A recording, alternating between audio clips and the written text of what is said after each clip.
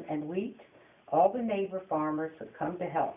I would run fresh water and cookies out to the farmers for a snack while they were working in the field.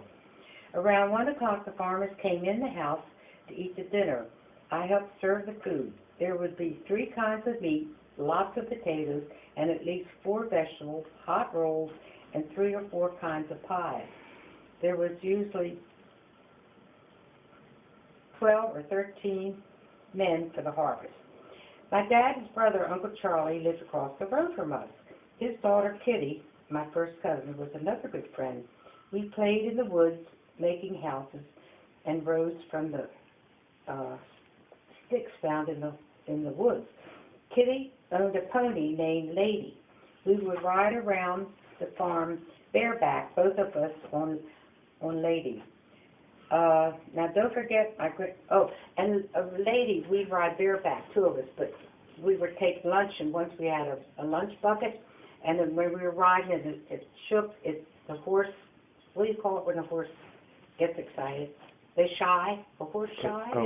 Yeah. Shy, and threw us all. Oh. Now don't forget my grandparents, my dad's parents, lived next to us in a big white brick home, a big brick home. The walls were 18 inches thick, and now and then we could hear rats taking refuge in the walls during the winter. They would scurry around but never came in the house. I loved my grandmother. She was a heavy woman and had many pounds of love and was so much fun. She would let me spend nights with her, and I looked forward to brushing her hair before bedtime. Her hair was real long, and I would make pigtails. Grandma wore a wig because she lost her hair on top of her head, but she still had long hair that grew down the back of her head. During the day, she wore a wig, tucking the long hair under the wig. In those days, the wigs were called transformations. Grandma loved children and always told us stories that she made up. Her name was Cora Adelaide, and as you know, my middle name is Adelaide. Okay, let's see. Grandma loved children. Oh, she did. She really did. She died a few months after Aunt Kathy was born. I took Aunt Kathy to see her, and Grandma was sitting on the front porch in her favorite rocking chair. Her eyes were so weak, and she said, "I can't see her, but she feels so soft and smells so good." Can't remember my granddad too much. I know he was a big man and had a rough voice. When we moved to the country, I was in the 4th grade, and I spent 3 months going to a school in a one-room schoolhouse. There were about 20 children, and we were all different ages and only one teacher. After 3 months, we all moved to a brand new school in the town of New Windsor. The grades went from 1 to 11. We only had 11 years, not 12, as you do today. I lived 3 miles from school, and I took the school bus as all of the kids from miles around did. Often I would stay after school for sports and music activities, so I walked home, wasn't allowed to hitchhike.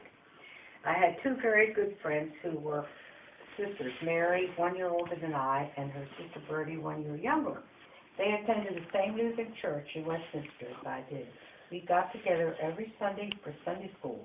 I guess I was about 14 years old, and by then I didn't scratch and pull hair.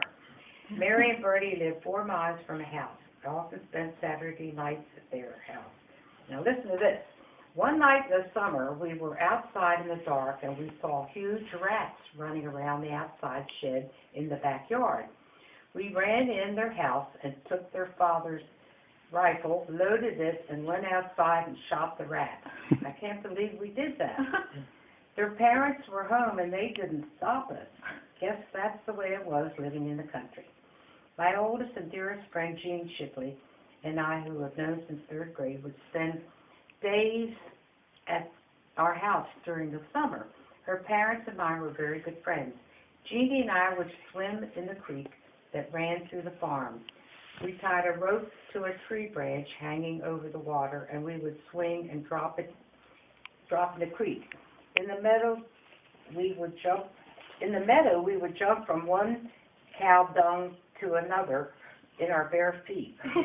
Usually the cow flops as we called them, were hard and dried out, but sometimes we jumped in one that was soft and messy. I always thought Jean was the smartest friend that I ever had. Being a city girl, her life was very different than mine. One day she said to me, "Do you know what is the largest word in the dictionary?" She then came out with this wonderful word, hyperbolic syllabic-quisquididaliism. I exclaimed, "What does the word mean?" She spurted out immediately.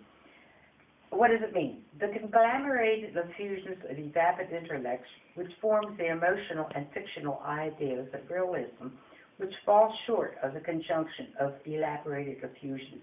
In other words, why should I worry and allow my mental equilibrium to be irritated by such agitated reflections as that?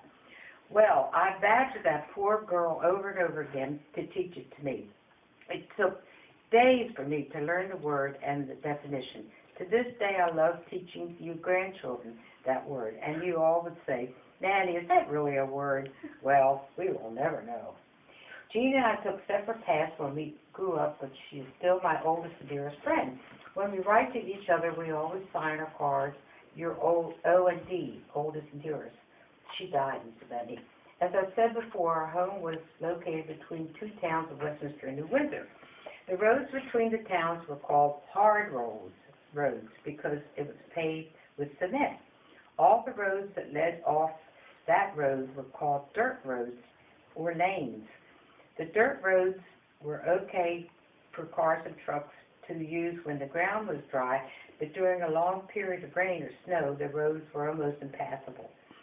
Cars traveling would make deep ruts, and many times a car would get stuck in the mud. All of these dirt roads led to the homes of other farmers. If you would stop and ask someone where a certain farmer lives, the answer would be down the road a piece, the second lane on the left. For instance, no one had numbers for mailing delivery. Where I lived, my address was New Windsor, Maryland. There were no zip codes used. The telephone system was weird. My grandparents had a big black wall phone with a hand crank. When we wanted to get the operator, we would ring once. The bell was on the phone. If we wanted to call a certain person, their ring could be 2 or 3 rings. My grandparents' phone number was 4 cranks or rings, so they would only answer the phone if they heard only 4 rings. When we heard other rings, which were for other people, we could pick up the receiver and listen in on the conversation. Wow. And we did. When I was 10 years old, a stray dog wandered to our home. We kids fed the dog and played with him, but we hid him behind the house because we knew our dad would not let us keep him. Finally, we told Dad about the dog, and with much begging, he let us keep him. His name was Buffy. He was tan and white, with long hair, looked like a toy collie. Buffy was really my dog. He slept with me and followed me everywhere. When I was unhappy, I would tell Buffy all my problems. One day, Buffy wandered away, but came home in 3 days later. He had been shot with a shotgun, and we could see the buckshot under his skin on his legs and body. The vet told us that there was really nothing they could do, so we brought Buffy home, wrapped him in a blanket, and I lay by his side all night. The next day, he was all better. Luckily, the buckshot never damaged any important organs. I think Buffy probably got after a farmer's chicken, and the farmer shot him. This is strange, but when I brought Granddad home to my house for the first time, Buffy ran away and never came back. Do you think he was jealous? People told me that sometimes when a dog knows that they are dying, they run away from the ones they love too and die alone. Buffy was 18 years old when he left us.